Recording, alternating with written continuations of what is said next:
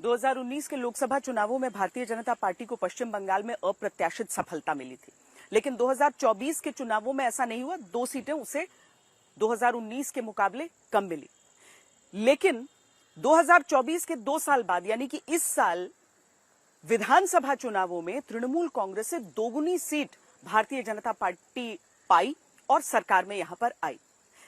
लेकिन ऐसा नहीं है कि केवल चुनाव तक वो गुस्सा था, बल्कि चुनाव के बाद भी जनता का गुस्सा तृणमूल कांग्रेस के विरुद्ध पश्चिम बंगाल में नजर आ रहा है।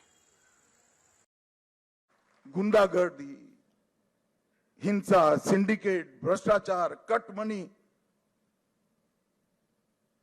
ये जो त्रास था बंगाल की जनता पर, हमारे नए मुख्यमंत्री के चार्ज लेते ही कुछ ही महीनों में ये सारा समाप्त हो जाएगा।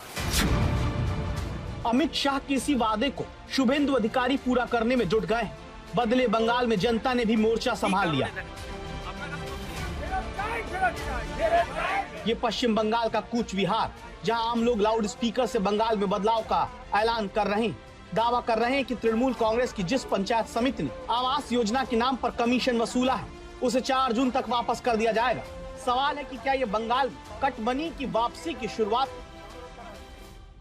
ওদের টাকাগুলা যেন আমরা রিটার্ন দিতে পাই, আমাদেরকে তারিখ দিছিল একটা 4 তারিখ, তো এরা কোনো খোঁজ খবর করে না। আমরা ওই নিয়ে পঞ্চায়েতের বাড়ি গেছিলাম ঘেরাও করতে।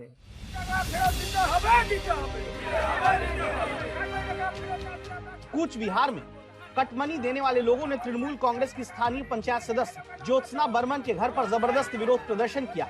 आरोप है कि टीएमसी नेताओं ने आवास योजना के लाभार्थियों से 5,000 से लेकर 25,000 रुपए तक की कटमनी वसूली थी। धमकी दी गई थी कि अगर कटमनी नहीं दी तो आवास योजना की अगली किस्त रोक दी जाएगी। लेकिन 4 मई को राज्य में सत्ता बदलने के बाद स्थानीय लोगों ने अपना पैसा वापस मांगने के लिए विरोध प्रदर्शन शुरू किया, जिसके बाद दावा है टीएमसी के आरोपी नेताओं ने वसूली हुई कटमनी 4 जून तक लौटाने का वादा कर दिया है।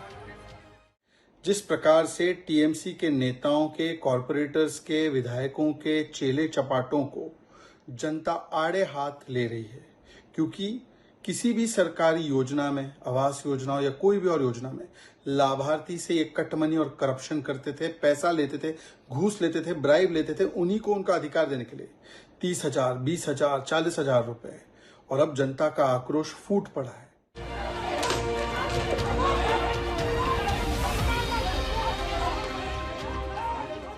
बदले बंगाल की अब ये दूसरी तस्वीर देखिए, जिसमें टीएमसी के नेता से मारपीट होती है। कटमनी लेने के आरोपी टीएमसी नेता के कपड़े उतारकर चप्पल से जनता उन्हें पीटने लगती है।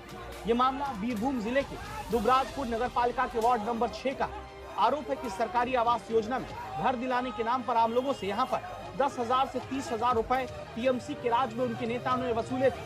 इस घटना के बाद स्थानीय पार्षद भास्कर रूस समेत कई टीएमसी नेताओं के खिलाफ लोगों का गुस्सा फूटा है।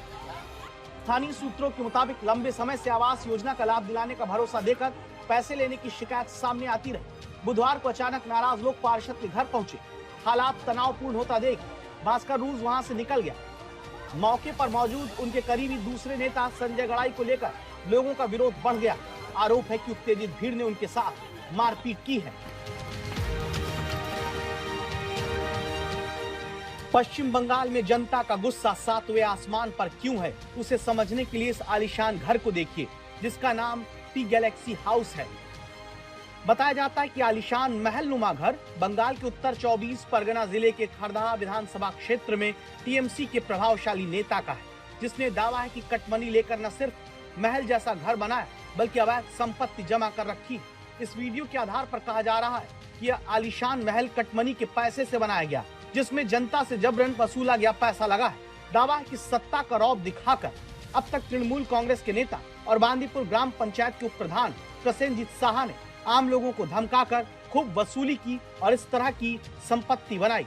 वरना आप ही सोचिए ग्राम पंचायत के उप प्रधान की कितनी ही तनख्वाह रही होगी, जिसमें वो इतना आलीशान घर बनवा सके। दावा है कि पार्टी की सरकार होने की वजह से टीएमसी के ऐसे नेताओं पर कोई कार्रवाई नहीं होती थी, लेकिन सरकार बदलते जनता चप्पल लेकर आरोपी नेताओं के पीछे दौड़ रही है। पहली नजर में भले ही लग रहा कि ऐसा क्यों हो रहा, लेकिन दशकों से अपनी गाढ़ी कमाई का पैसा कटमनी के तौर पर देने वाले लोगों को नई सरकार बनने के बाद दोषी नेताओं को सबक सिखाने का मौका मिल रहा है। जान बचाने के लिए कट मनी वसूलने वाले आरोपी टीएमसी नेताओं को कहना पड़ रहा है कि वो उसे वापस लौटाएंगे।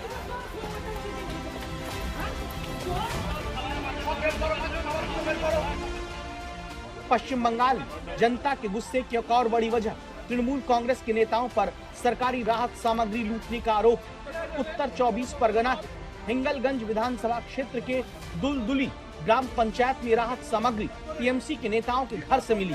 अरिजीत मंडल और तरुण मंडल नाम के आरोपी नेताओं की गिरफ्तारी की मांग को लेकर स्थानीय लोगों ने बड़ा प्रदर्शन किया। इस दौरान आरोपी नेताओं के घर से सरकारी राहत सामग्री मिली, जिसने दिखाया कि कैसे न सिर्फ सरकारी योजनाओं के बदले वसूली की जा रही थी, बल्कि राहत सामग्री तक लूट ली जाती थी। इसीलिए पश्चिम बंगाल में जनता आरोपी नेताओं के पीछे पड़ चुकी है।